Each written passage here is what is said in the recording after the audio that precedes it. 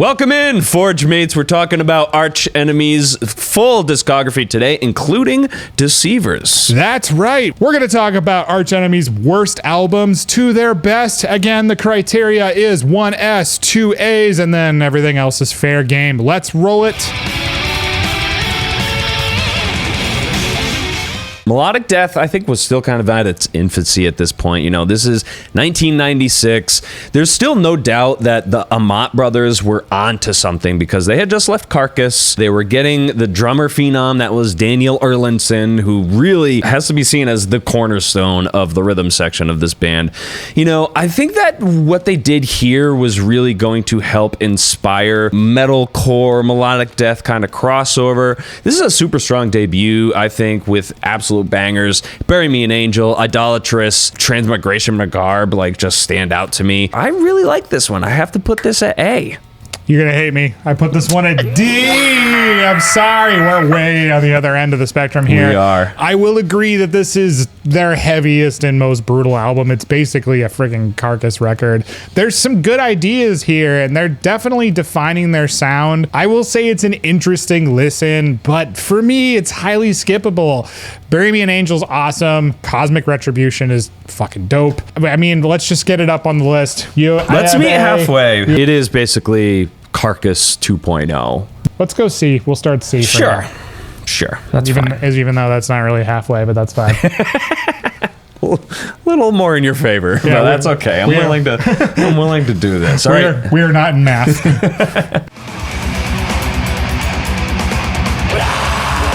1998, S is in Stigmata, S is in Sophomore, and I wonder which category this is going to land in for me. This is a 12-track, 55-minute melodic death metal masterpiece. But this is what I believe really kind of carved the way for those epic melodic death metal records that you would hear just going forward. This record completely stands alone. If you look at it against the other big records of 1998, nobody else was doing this in 98. This was really the tip of the spear in extreme metal when the new metal, the rap metal was the thing at this time. Stigmata is masterfully paced, beautifully produced. This is really where Fred Nordstrom was really started to put in the hard work, making a name for himself. It took me really a lot of years to realize that this was the pinnacle of their career, in my opinion, and I still stand by that. Luckily, it's easy to hear the Japanese version of this record, and something I want to kind of talk about is there seems to be Japanese Arch Enemy and like European and North American Arch Enemy, and I hope we kind of unravel that as we go throughout our discussion. I have to put this at S. This is my favorite record by them. Not the first one I got into, but easily became my favorite. I love that you put it in S. To be honest, like, I understand why this album is a fan favorite. I can totally see why. It's the earliest example, like you said, of what melodic death metal should sound like. The riffing is fucking great. There are solid songs like Beast of Man. Even the instrumental track is actually pretty sick. Yeah.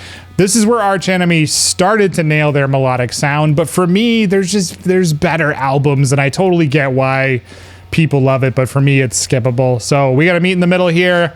You got S, I got C. We'll favor you a little more, so you want to throw it in A? Put it at A, yes. You got the favorite the last one. Yeah, that's fine. Guy. A. It's the guy with the nails in his face. Stigmata.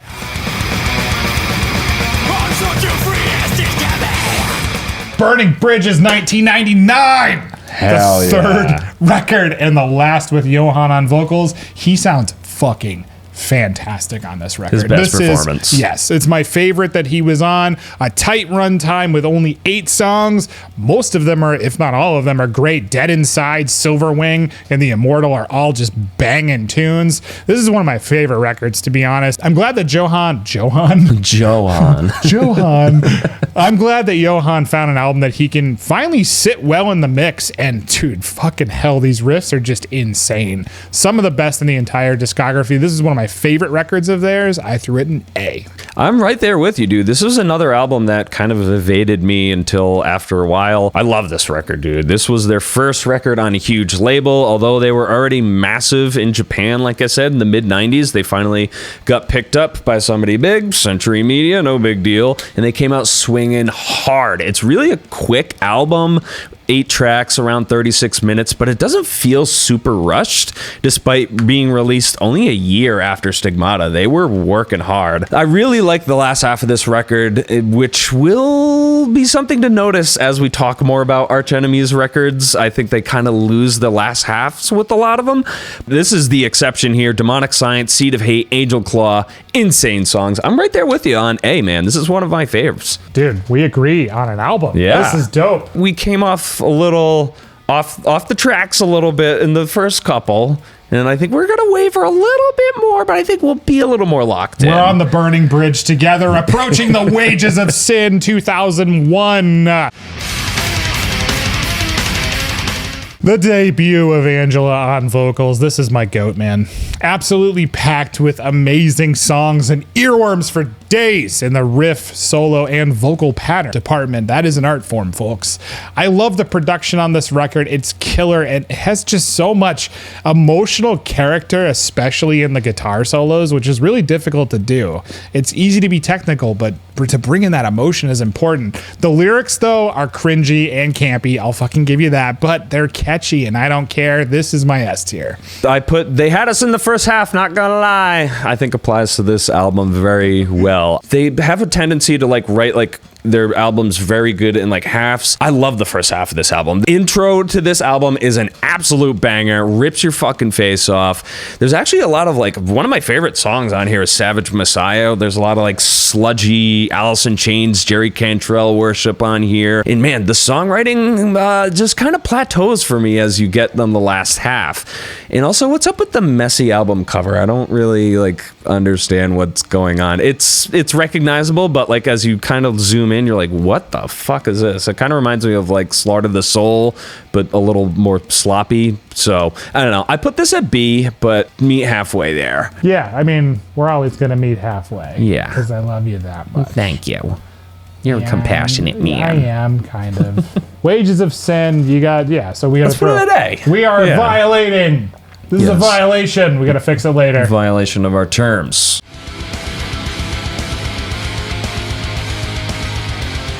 Anthems of Rebellion, anthems of a shitty album. Well, not really shitty. Yeah, I mean, compared to what your rating says, it's not a shitty score. Yeah. This is 2003, though. This is basically where I started to wonder what the hell was going on with this band. In 98, they were really standing apart from the mainstream. And here they are 5 years later. I felt like some executive producer at Hot Topic was sinking his hands deep into the flesh of the Amat brothers or something. It's funny and ironic because this album's all about being yourself and rejecting conformity, yet this is their most conforming record at the time. And so it kind of is with this weird dichotomy going on. Sure, there are some awesome songs. We Will Rise is one of the first Arch Enemy songs I ever heard, and it's amazing to this day. Did I See No Future, another classic. There's not really much else that I hang my hat on this one, though. I gave it a C. Yeah, I totally agree. It's a C. It's a good album with the band attempting to refine what they did on Wages of Sin, but they fell flat. Many fans, though, think that this is their best record. I can see why you might think that. A lot of people might have gotten into Arch Enemy with this record, so totally see that there. There's some live staples, like you said, We Will Rise, Dead I See No Future. I hate that line, Falling from Grace, but whatever. They're full of cringe lines. Yeah. But it's a classic in the melodic death metal landscape, and just not quite as good as the other ones, and the production could be better. So yeah. I think a C is totally warranted here. Mm-hmm. You can comment down below how much you hate us for our rating here. What's cool about what we're doing, though, is we both have different eras that we kind of connect with more than others. And I see that a lot. Trenches just did his Arch Enemy tier list, and I was like, oh man, it would have been interesting maybe he have another perspective. So I just love how different people's connections are to this band. They've spanned such a long time here. We're gonna beef. We are beefing on this one because I rate it a little lower. I'm gonna cross my arms and show off my fake biceps because we're beefing. Doomsday Machine. This record is freaking vicious, dude. Angela's vocals on this album are just brutal as fuck. It's really hard in a mix to make the vocals sound that in the front and that just in your face and great on top of the music without taking away from the music. The production is just so killer. I love the guitar tone. The vocals are enormous. There's so many killer solos too on this record, like a lot of standout ones. One of the things that we talk about for like Kirk Hammett is hummable earworm solos, and they're all over Doomsday Machine. The solid standout songs that are staples are like Nemesis, My Apocalypse, Taking Back My Soul, Carry the Cross is dope as hell. And I love the fact that they brought in the new wave of British heavy metal vibes on this album, and I think it's why it edges out Anthems quite a bit more for me. So I gave this an A. Yeah, I don't know, man. I think it's really kind of the case of like, Anthems turned me off to the band, and then I kind of like wanted to like not, and at this time I was getting more into their older stuff, so maybe I just am biased against it coming out of it. I only heard it for the first time, honestly, front to back the other day. I wasn't really impressed with the production, honestly. I made notes about that. I thought the kick drum sounded very mechanical. I thought Angela was started to do some stuff with her voice that she had never done before. It was very experimental. I'm not sure I connected with that. She had like these like falsetto kind of like, like kind of like screeches and stuff like that. And I don't know. It didn't do it for me. I like the last half of the album. I thought like Mechanic, God Creation, Slaves of Yesterday were fine, but it all kind of was very average for me. Yeah, I put D and you put A, so you're gonna get flamethrowers in the comments. Yeah, for this one. That's okay. That's all right. We gotta meet in the middle, so I'm willing to. We gotta go. I don't know. Let's just do C, I guess. Sure. Yeah. Or, no, I can't do C. It's gotta go B. All right, fine. Yeah. Rise of the Tyrant. Kick it off. I wrote so much for this, apparently. This is about the time, all right, first of all, production on this, I thought it was kind of weird. Yeah, it is. Very questionable because Fred Nordstrom is, we're a big fan of his work. Angela, again, does kind of those falsetto things, not really flattering to me. Her performance, not really my favorite on this. If you're not aware, the band likes to recycle titles and phrases a lot. It kind of feels a little cheap, like especially when they use the line Wages of Sin in the first song. It's like, that's what we want you to hear as you listen to this, but it's not Wages of Sin at all. I think it's more Anthems of Rebellion-esque. Songs like The Last Arch Enemy, The Day You Died are okay. For the most part, this is pretty forgettable. I actually put this at F. F for forgettable. Yeah. I don't think it's quite that bad, but I can see what you're saying. This is a slop fest. I do like the fact that the band started to experiment with like synth sounds on a few songs of this record. I can't get past the fact that it just sounds like the drums were played really badly. There's a lot of hiss too in the guitar tone. It's not like as warm and meaty as it is on the other records. There's just a lot of high-end grossness. It's a tough listen. It kind of hurts my ears. A lot of people love this album and swear by it, so I do hate to shit out in that regard. I will give you though that the guitar harmonies fucking rule here. So it's not an F for me in that regard, but it is a D. Okay. Let's put it at D. I'm willing to. All right. Chaos Legions. They're so chaotic. Ew, I hate the misspelling. Yeah, it's pretty cringy. Another cringy thing that they did. This is 2011. This one kind of surprised me. This was another one that I'd never heard until doing this. There's a bit more of a return to form in the sense that like there's more songs that I like, I guess. It's a kind of Cult of Chaos, Through the Eyes of a Raven, pretty fucking good songs. There's blast beats that are very well placed. Andy Sneap, I think he came back. He really killed it with the production on this. I thought it was not bad with that. I put it at C. I didn't hate it. I don't think it's terrible. This is a hard skip for me, mostly because it's just a safe album that really doesn't innovate a lot. There's some okay songs, I'll give you that, but there's just not much that sticks out on Chaos Legions that's better than their other records. Mm-hmm. The riffing also feels really uninspired, and the drums are just safe. Like, there's no real pushing the envelope. Like, you've got some blast beats here and there, but overall it feels like they went like punk on this album in a lot of spots. Even the guitar solos feel like they're held back, and I'm not really sure why they went for a safe approach. Maybe they just left room for vocals. I don't know. This isn't a failure for me, but it's a pretty hard pass. I gave it a D. Okay. So we can't really meet in the middle on that. But what do we have right now? At D. All right. Yeah. Chaos Legions is a D. No I mean, thanks. I hate that fucking album cover. Yeah, it's terrible. It's- I mean, all their album covers are pretty bad. Yeah, the next one, I actually, War Eternal, I thought had a better album cover. Yeah. It was very reminiscent of Bloodbath's and Blessing the Purity. Awesome. But I was like, I can see like a story here on this album. Yeah. And that's the album that we're going to talk about right now. This is the debut of Alissa White-Glutz, Wolfgang von Frankenstein. They're not married, so I just threw that in there, you know. I gotta say that while I know there wasn't a beef between Angela and Alissa, I think Alissa is the superior vocalist. Angela's vocals kind of were starting to sound tired around Chaos Legions. I didn't really think that she was... I don't know, man. I don't know what the circumstances were upon her leaving, but I think that Alissa is definitely a step up. Regarding the songs on this album, they seem to be following the path that was kind of laid down in Chaos Legions a little bit. Some strong songwriting matched with good production. I think that I'd probably put this at C. I could see why you would, but for me, this one is like a return to form in a lot of ways. Like, I just have fuck yes in my notes because there's blast beats, but they're pushing the envelope a little bit more. Alyssa's debut, like you said, does not disappoint. There's some really stellar songs in their catalog on here, like Never Forgive, Never Forget is a banger.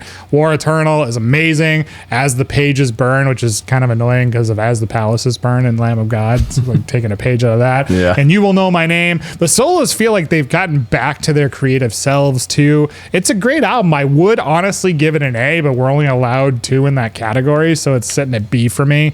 But I love Doomsday and Burning Bridges more, so I think War Eternal is going to be at a B. Okay. Let's see what we have now. I think we got too much stuff in B. Yeah. Do we? Well, we only have one thing in we have B. one room for it. Let's throw it in there. All right. All right, yeah. War B-Eternal. So if you forgot, our criteria is currently being broken. What we want to do is have one album at S, 2 at A, and then the rest is just kind of wherever they land. I mean, we put F for the first time in here, and I don't know. We'll talk about your first F. This is a fucking failure. Will to Power 2017. Alyssa did the best she could with this record. I will give her that. Her performance was pretty good. These songs fucking suck musically. There's a lot of lyrics too on it that just made me cringe. The production left the guitars kind of quiet too, so the energy in the songs is a little bit lacking.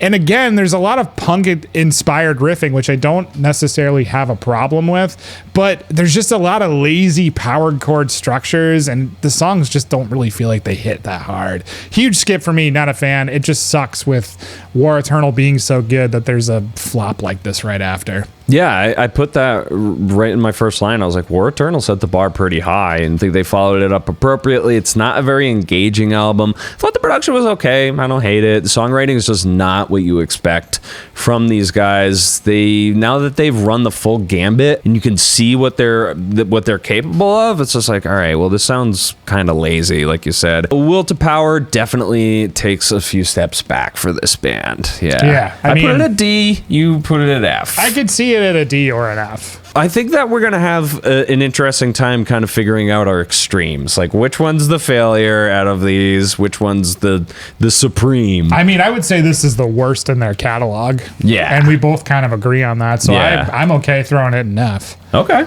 in that regard. Sure. We need a bookend, right? Yes. Yeah, we Otherwise, need your the books will bookend. fall off the shelf. Can't let that happen. No one likes books on the floor.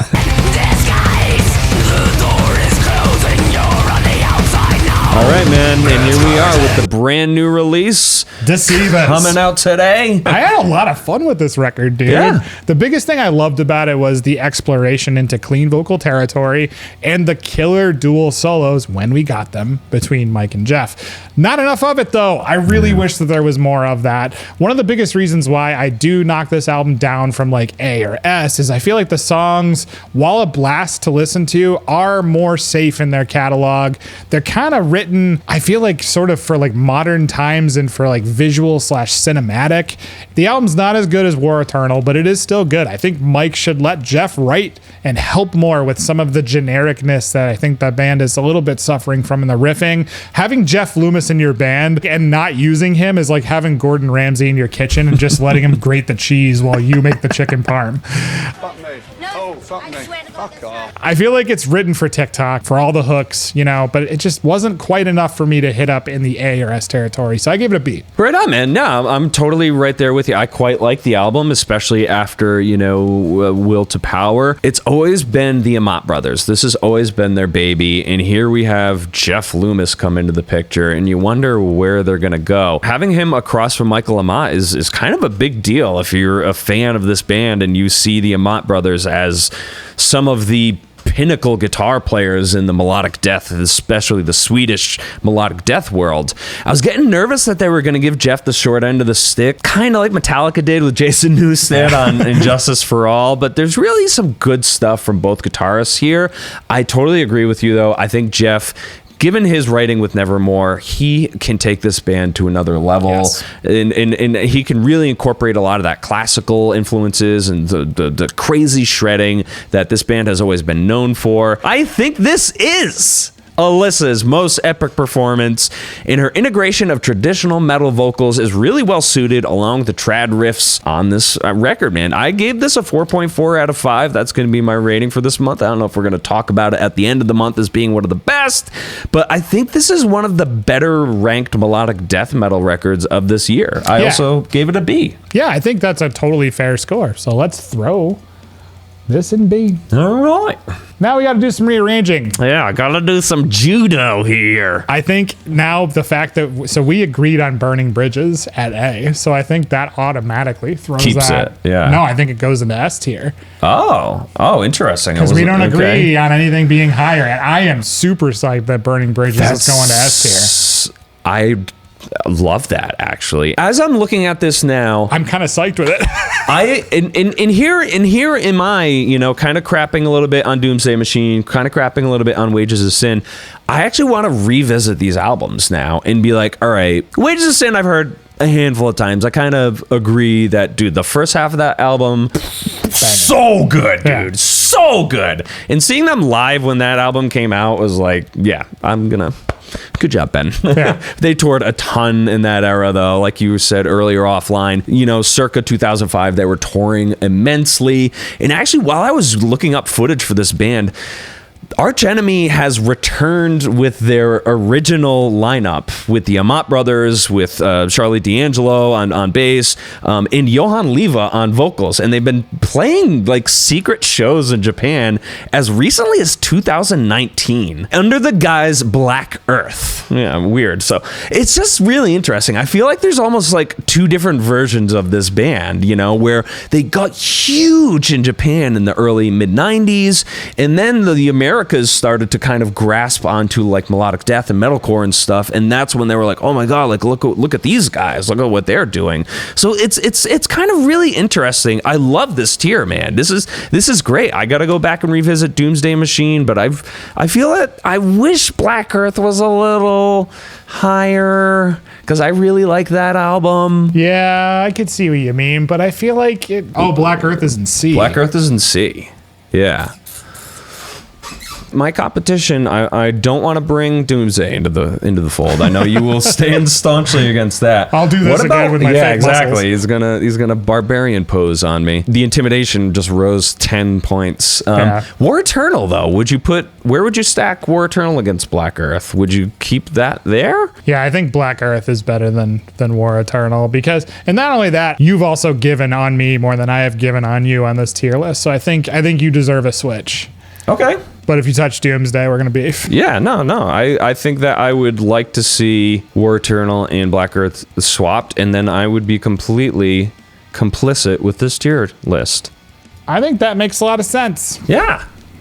That works for me. What is your tier list for Arch Enemy? Leave that down in the comments below. What did you think of Deceivers? Leave that down in the comments below. As always, go with the gods, our Forgemates. Stay away from the burning bridges. See you guys next time.